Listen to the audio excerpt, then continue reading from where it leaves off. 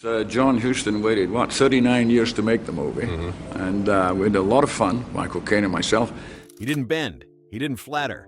Connery moved through Hollywood like a fortress, unshaken, unreadable, and unmistakably in charge. And I had a wonderful time once we'd landed and touched terra firma, and it was a wonderful show. For over 4 decades, Sean Connery defined charisma on screen. Commanding, ruthless, charming. But behind the icon was a man shaped by conflict, not comfort. He built his career not just by choosing the right roles, but by rejecting the wrong people. From Bond to The Untouchables, Connery wasn't just a leading man, he was a gatekeeper of tone, of truth, of trust. If a co-star broke the rhythm, the camera might not catch it, but Connery always did. He didn't believe in endless rehearsals. He didn't like divas. And above all, he hated actors who mistook the screen for a mirror. That tension didn't always stay off camera. Sometimes it ignited behind the scenes and left scars deeper than dialogue. He acted alongside legends, but not all of them earned his respect. And a few, they earned something else entirely. Here are the 6 actors Sean Connery clashed with the most, and the moments that made those tensions unforgettable. Number 1. Richard Gere.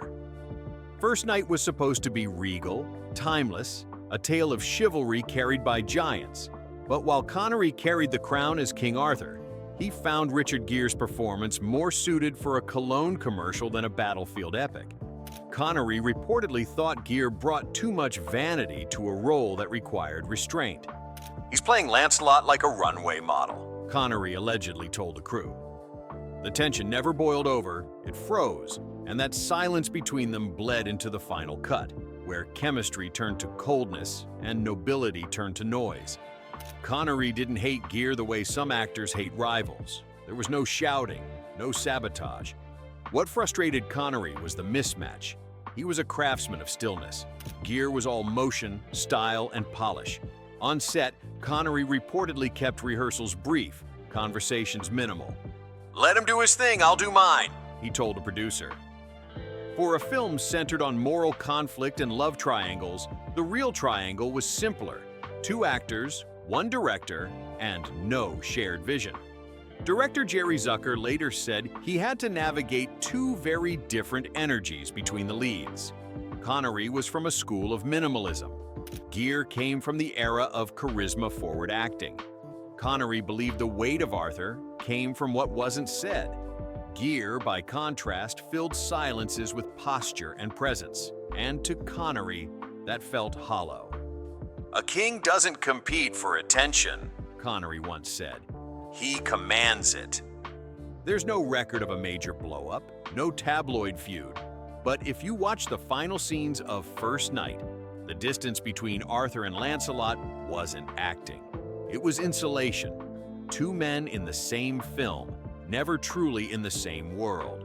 And that's what Connery hated most. Not betrayal, not ego, but when the story stopped breathing. Number 2. Alec Baldwin. In The Hunt for Red October, the clash between American analyst Jack Ryan and Soviet submarine captain Marco Ramius was fiction. But behind the scenes, another clash simmered. One of process, posture, and pace.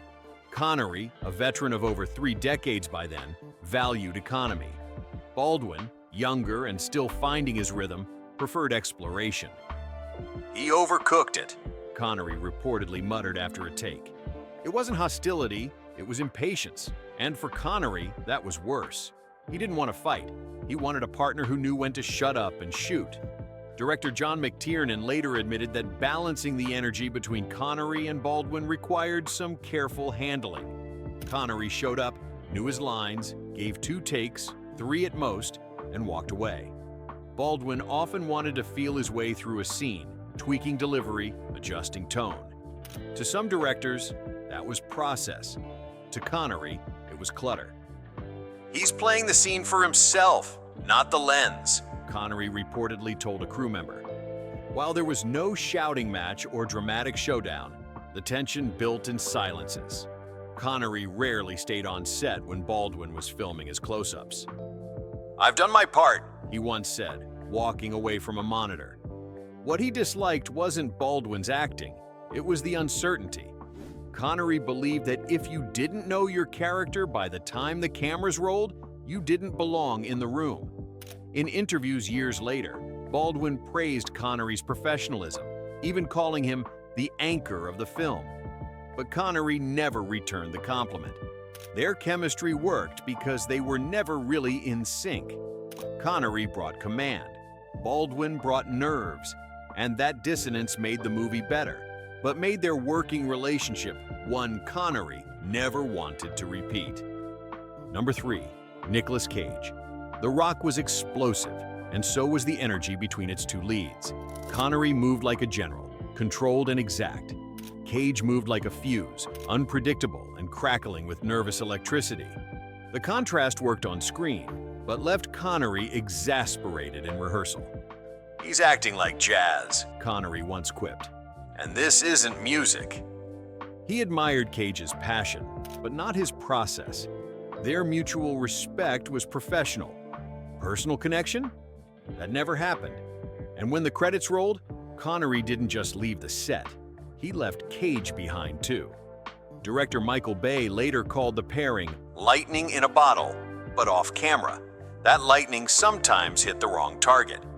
Cage came from a school of improvisation, instinct, and raw emotion.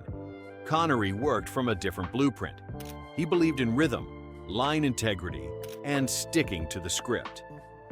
"If you need 10 takes to find your voice, maybe you shouldn't be talking," Connery reportedly said to an assistant director. It didn't help that Connery had a hand in reshaping parts of the script. He advocated for cleaner logic, firmer beats. Cage, by contrast, wanted freedom. He pushed for strange choices, expressive gestures, line variations. Connery saw that as distraction. "He turns every scene into a performance," Connery was overheard saying. "But not all scenes are his." Despite the friction, the film became a defining moment in both their careers. But once it wrapped, they never worked together again. Cage would go on to mention Connery with reverence in interviews, calling him a giant. But Connery rarely commented back. To him, Cage was an energy that couldn't be contained. And Connery didn't believe in chasing chaos. He believed in eliminating it. Number 4, George Lazenby. When George Lazenby stepped into the Bond role after You Only Live Twice, Connery didn't just step away, he watched. And what he saw, he didn't like. "Amateur hour," he was rumored to say after a screening of On Her Majesty's Secret Service. Lazenby had the look, but not the gravity. Connery believed Bond was about control, silence, tension, weight. And Lazenby, in his view, mistook style for substance. When Connery returned for Diamonds Are Forever, it wasn't just about the paycheck, it was to remind the world what Bond really was. Connery never publicly trashed Lazenby, but in interviews, he made his feelings known through a mission. He praised Craig, Moore, even Dalton. But when asked about the other Bond, he often pivoted. "Some men wear the suit, others carry it," he once said, and many believed it was aimed at Lazenby. The truth is, Lazenby wasn't even an actor when he got the role. He was a model, plucked from commercial sets and launched into cinematic royalty. Connery saw it as an insult. He had bled for Bond, physically and emotionally. Lazenby hadn't even earned the bruises. On set, Connery was known for executing stunts himself, for fighting to keep the tone grounded and believable. Lazenby's Bond, by contrast, felt to him like surface-level cool, a tuxedo without the soul. The producers tried to move on. Audiences weren't ready. Connery's return wasn't just box office insurance, it was reclamation. Diamonds Are Forever wasn't perfect, but it recentered the role. Connery's presence alone, that low growl and iron gaze, brought Bond back to earth. Number 5, Kevin Costner. In The Untouchables, Connery's Malone mentored Costner's Elliot Ness. But off-screen, the dynamic wasn't quite as warm. Connery respected Costner's clean image, but reportedly found him too polished, even too California for a story about grit and blood. One assistant remembered Connery saying, "He'll learn, just not from me." It wasn't contempt, it was distance. Connery wasn't there to guide, he was there to perform. And when he took home the Oscar, the gap between them felt wider than ever. On set, their working relationship was professional, not paternal. Connery didn't give tips, he gave presence. Costner, new to leading man weight, brought a wide-eyed sense of earnestness to the role, something that Connery reportedly saw as television energy, not cinematic depth. "He smiles too much for this world," Connery told a visiting journalist, half joking, half not. Director Brian De Palma navigated the difference carefully. He leaned into the contrast, Connery's gravel and Costner's smoothness. It worked for the story. But Connery wasn't acting, he was being. "Some actors imagine the stakes," Connery once said. "Others live them. That's the job." When Connery won the Oscar for Best Supporting Actor, he accepted it without fanfare. No grand mention of Costner, no acknowledgement of their dynamic. Some called it a missed opportunity for grace. Others saw it as Connery's quiet line in the sand. Costner would go on to praise Connery for years, calling him a master, a legend. But Connery never really reciprocated. Not out of spite, but because he didn't believe in unnecessary flattery. To Connery, Costner was competent. But competence wasn't legacy. And when the dust settled, only one of them walked away with gold. Number 6. Marlon Brando. They never shared the screen, and that, according to Connery, was the plan. He had been offered films with Brando. He always declined. "He lost the plot," Connery once said, shaking his head at Brando's on-set antics and physical decline. It wasn't jealousy, it was disappointment. Connery admired the early Brando, the one who whispered revolution into cinema. But the Brando of the 1980s and 1990s.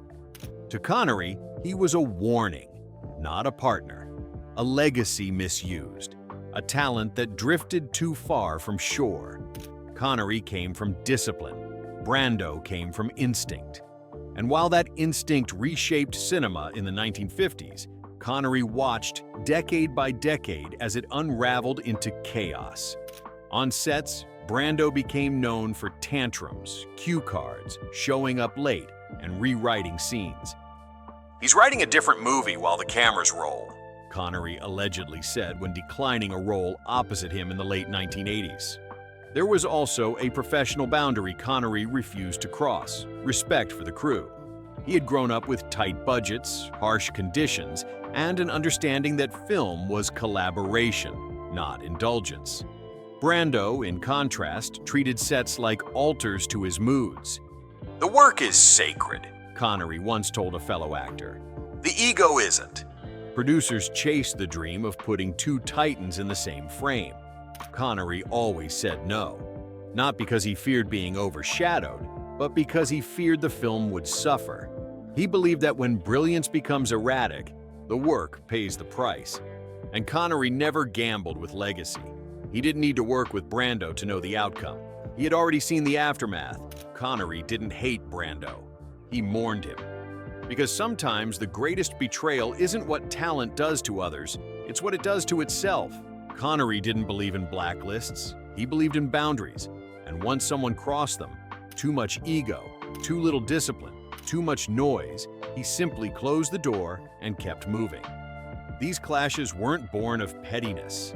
They were born of principle. Connery saw film as sacred space, one earned through silence, trust, and presence. And if an actor stepped into that space unprepared, unaware, or unwilling to serve the work, Connery wouldn't fight them. He'd simply stop looking at them. That's what made his standards so unforgiving, and his performances so unforgettable. He wasn't chasing affection. He was protecting rhythm. Not every actor understood that, and fewer still were invited back. Legacy isn't built in alliances. It's built in choices. And Connery made his quietly, film after film. Which of these feuds surprised you the most? Let us know in the comments. And if you want more stories like this one, remember to subscribe. Silence may not echo, but in Connery's world, it always meant something.